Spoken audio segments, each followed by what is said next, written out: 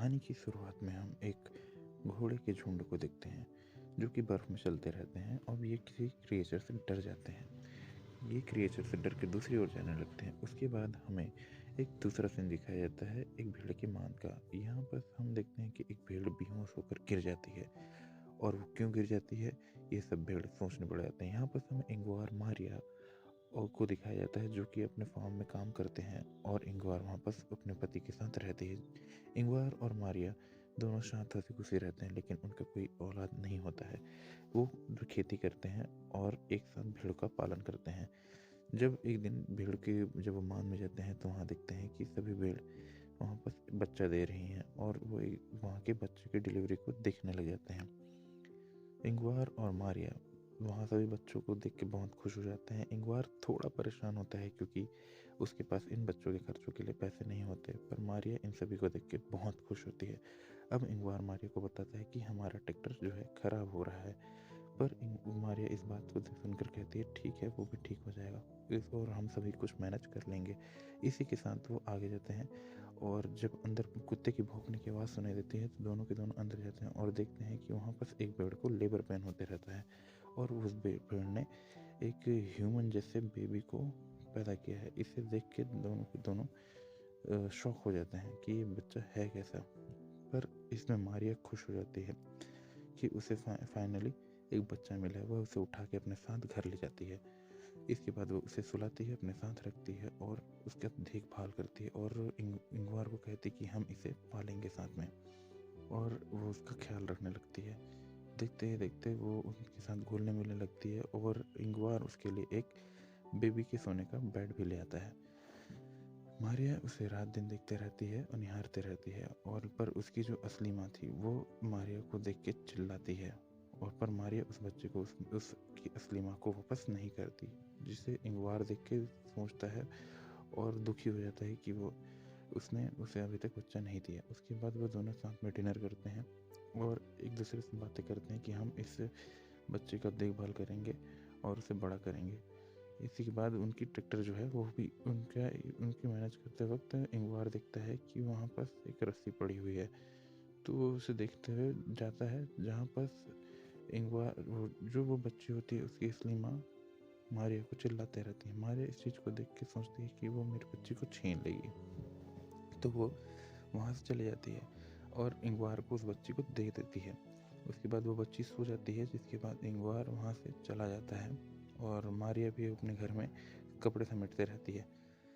पर वह दोनों वहाँ पास रहते हैं, जिसके बाद मारिया अपने घर में काम करते वक्त बोलती है कि हम इस बच्चे को नहीं दे सकते, जिसके बाद मारिया उस अपने बच्चे को खोजते हैं जो कि घर में नहीं होती है और उसके बाद वो खोजते खोजते जाती है बाहर जहाँ उसे वो खोजती है और उससे वो अंगवार को बोलती है कि वो घबरा मत कि वो मिल जाएगा। पर वो दोनों जाते हैं और बाहर जाके देखते हैं कि उसकी जो माँ होती है भेड़ माँ, वो उसे अपने साथ दूर ले आए रहती है, जिससे वो खोजते रहते हैं और देखते हैं कि वो और उसकी माँ दोनों के दोनों खड़े होते हैं ठंड में। तो जो मारिया होती है वो उसे ठंडे कपड़े से पकड़ती है और बहुत ज़्यादा ही गुस्सा हो जाती है। वो उस पर वो देखती है कि पीछे भेड़ भी खड़ी है, तो उसे बहुत गुस्से से देखती है, वो पीछे दौड़ती है और उसे भगा जाओ करके बोलती है, तो वो भेड़ को वहाँ से चले जाती है। उसके बाद ये दोनों शांत होते हैं और इंगवार मारिया उस बच्चे के साथ बहुत खुश होते हैं और उसे अपने साथ रखते हैं। वो बच्चा भी उसके साथ बहुत खुश रहता है। पर मारिया को रात को बुरे बुरे सपने आते हैं। वो देखते हैं कि सपने में उसकी भेड़ है। उसके बाद उसे उसकी नींद खुल जाती है और वो उठ के अपने बच्चे को खोजने जाती है, जो कि देखती है कि बाहर ही वो थी और उसकी माँ भी खड़ी है और वो उसे गोली मार देती है और उसकी लाश को दफना देती है। इस चीज़ को पीटर, जो कि इंगवार का भाई है, ये चीज़ देख लेता है और वो आगे आके उन दोनों के साथ चले जाता है कि उसने उस भेड़ के बच्चे को छोड़ दिया। पीटर घर आ जाता है और घर में रहने लगता है। वो देखता है कि उसका भाई वहीं खड़ा है और वो गायब हो गया है। फिर वो उठता है और इंगवार के घर आ जाता है अपने ट्रैक्टर के साथ। वो इंगवार को बोलता है कि हम भी यहीं रहेंगे, जिसके बाद फिर इंगवार भी पीटर को वापस बुलाता है और उसे इंट्रोड्यूस कराता है अपनी बीवी से। और वो लोग उसके बाद इंट्रोड्यूस कराते हैं अपने बच्चे को, जो पीटर पीटर देख के थोड़ा शॉक हो जाता है, पर इंगवार समझाता है कि ये एक स्पेशल चाइल्ड है और ये गॉड का गिफ्ट है।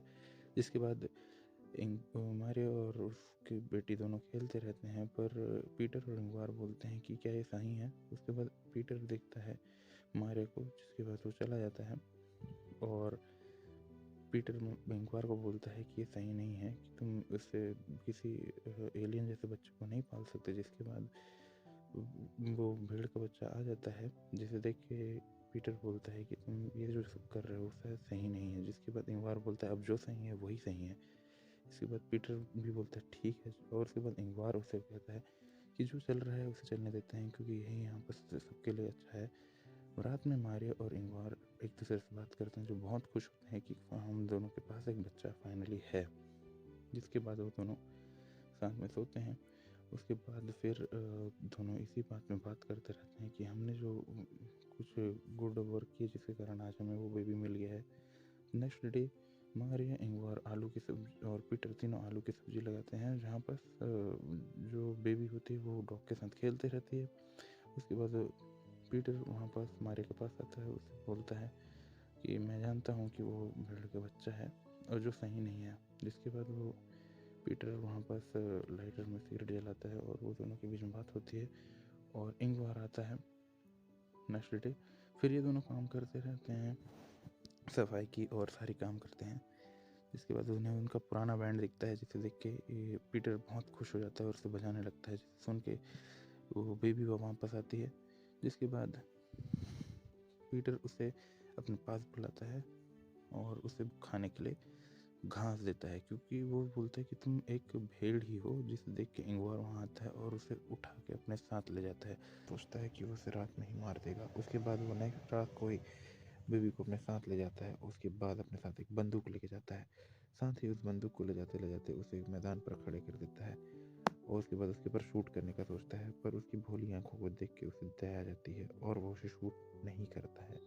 उसके बाद सुबह टाइम मारिया उठ के जब देखती है कि वहाँ पर बेबी नहीं है, तो वो पूरे घर में खोजने लग जाती है। उसके बाद वो देखती है कि पॉल उसे लेके सोया हुआ है, जिसे देख के उसे सुकून मिलता है कि इन दोनों के बीच में दुश्मनी अब खत्म हो चुकी है। उसके बाद वो शांति से अपने रूम में चली जाती है। अगली सुबह वो एडा नाम की अपनी बेटी के रूम में आती है और इस पिक्चर में इस बेबी का नाम एडा होता है, क्योंकि इनकी एक बेबी जो पुरानी होती है वो मर गई होती है और जिसका नाम एडा होता है। उसके बाद वो एडा की ग्रेव पे जाके शांति से बैठती है और उसके बाद वापस आ जाती है और जो नई एडा होती है बेबी, उसे अपने साथ लेके चली जाती है। एडा को वो बेड में सुलाती है और इंगवर जो होता है उसे कहानी सुनाते रहता है। यहाँ पर इंगवर उसे देखता है कि एडा वहाँ पास खुश है और वो दोनों वहाँ पास मारे आती है और वो दोनों भी खुशी खुशी साथ में रहते हैं। और जिसके बाद इंगवर को अपने पास्ट की याद आती है और वो वहीं सो जाता है और मारिया भी उसके साथ ही सो जाती है और दोनों खुशी से बैठे रहते हैं कि हमें फाइनल एक बेबी मिल गई जिसकी हमें ज़रूरत थी। नेक्स्ट डे पॉल उसे अपने साथ घुमाने लेके जाता है कि, और इसे देख के मारिया और इंगवार बहुत खुश होते हैं कि फाइनली इन दोनों के बीच में अब कोई कॉन्फ्लिक्ट है ही नहीं। और पॉल उसे अपने साथ फिशिंग के लिए जाता है और उससे बताता है कि मैं और मेरा भाई भी ऐसी फिशिंग करने आया करते थे। जिसके बाद वो रास्ते में जाते हैं जहाँ पर उनकी ट्रैक्टर ख़राब हो जाती है। ट्रैक्टर के ख़राब हो जाने के बाद वो दोनों वहाँ से जाते हैं और उसके बाद वो देखते हैं कि ये ट्रैक्टर तो नहीं बन रही, तो वो उसे पैदल ही अपने घर ले आता है और तीनों के तीनों उसके बाद एक सॉकर देखते रहते हैं, गेम देखते हैं, जिससे वो गेम वो टीम हार जाती है, जिसे देख के सबका मूड ख़राब होता है। जिसके कारण मारिया एक पुरानी वीडियो टेप निकालती है पॉल की, जिसे देख के तीनों बहुत हंसते हैं, नाचते हैं और बहुत खुश होते हैं। जिसके बाद फिर ये सब देख के एडा बाहर निकल आती है और एडा बाहर निकल के देखती है, उसी क्रिएचर को देखती है जिसे देख के वो भेड़ के पूरे झुंड डर रहे थे और वो कुत्ता भी भाग जाता है। उसके बाद वो भाग के वापस घर आती है और अपने आप को आईने में देखती है, क्या सच में मैं इनकी ही डॉटर हूँ, ये उसके माइंड में आता है। जिसके बाद वो ये चीज़ सोचते रहती है।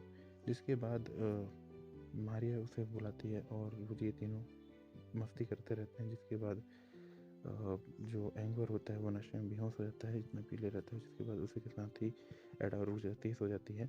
इधर एडा को अपने आप बारे में सोचती है, क्या मैं सच में वो क्रिएचर हूँ। जिसके बाद फिर पॉल मारिया के पास आता है, उसे बोलता है, सेडक्शन करता है, लेकिन यहाँ पास मारिया जो होती है वो गुस्से में आ जाती है। जिसके बाद फिर पॉल उसे बोलता है, मुझे पता है कि तुम नहीं एडा की मॉम को मारा है और ये बात मैं एडा को बता दूंगा। जिसके बाद फिर उसे उसके ना चाहते हुए भी पास आना पड़ता है, लेकिन उसके बाद फिर उसे धक्का दे देती है। उसके बाद रूम में बंद कर देती है, जिसके बाद उसे बंद ही रहने देती है। नेक्स्ट डे तक उसे बंद रहने देती है। फिर नेक्स्ट डे उसे खोलती है और उससे बोलती है तुम यहाँ से चले जाओ। तो पॉल वहाँ से सुबह टाइम चला जाता है, जिसे वो छोड़ने खुद ही जाती है और उसे बस स्टैंड पर ड्रॉप करती है। जिससे सुबह टाइम जब इंक्वायर की नींद खुलती है तो वो देखता है कि वहाँ कोई भी नहीं है, केवल उसके लिए एडा खाना लेके आती है और इंक्वायर उसे अपने साथ घुमाने ले जाता है। बाहर जब मारिया पॉल को छोड़ती है तो उसे कहती है कि वो हमारी बेबी है जो हमारे लिए बहुत इंपॉर्टेंट है, और वो उसे पैसे भी देती है कि तुम जाओ आराम से जाना। इसके बाद वो दोनों चले जाते हैं और मारिया जब वापस आते रहती है, इधर इंगवर और एडा दोनों साथ में घूमते रहते हैं। वो बोलते हैं कि रास्ते भूलो तो उन्हें वापस कैसे आना है। इसके बाद एडा और इंगवर दोनों साथ में जाते रहते हैं। तो उसके बाद उसी समय मारिया आती है घर। मारिया जब घर आती है तो उसे गोली की आवाज़ सुनाई देती है। वो घर आती है, चारों तरफ देखती है, उसे कोई नहीं मिलता है। जब उसे दोबारा गोली की आवाज़ सुनाई देती है तो वो दौड़ते दौड़ते जाती है कि कहाँ से आवाज़ आई। जब वो वहाँ पहुँचती देखती है कि इंगवर के गले में गोली मार दी उसी क्रिएचर ने, जो हाफ ह्यूमन हाफ भेड़ है। और वो एडा का वो गोली मारने के बाद एडा को उसे इंगवर से छीन लेता है और उसका हाथ पकड़ के अपने साथ ले जाता है कि तुम चलो करके। पर एडा के माइंड में यही चलते रहता है, वो रोते रहती है कि मेरे फादर को इसने गोली मार दिया है। जिसके बाद वो चला जाता है वहाँ से। उसके बाद फिर वहाँ जब मारिया पहुँचती है थोड़ी देर में, तब वो देखती है कि इंगवार की डेथ हो चुकी है और उसके पास अब कुछ भी नहीं है, ना ही इंगवार है, ना ही मारिया और ना ही पॉल। इसी के साथ ये स्टोरी खत्म हो जाती है।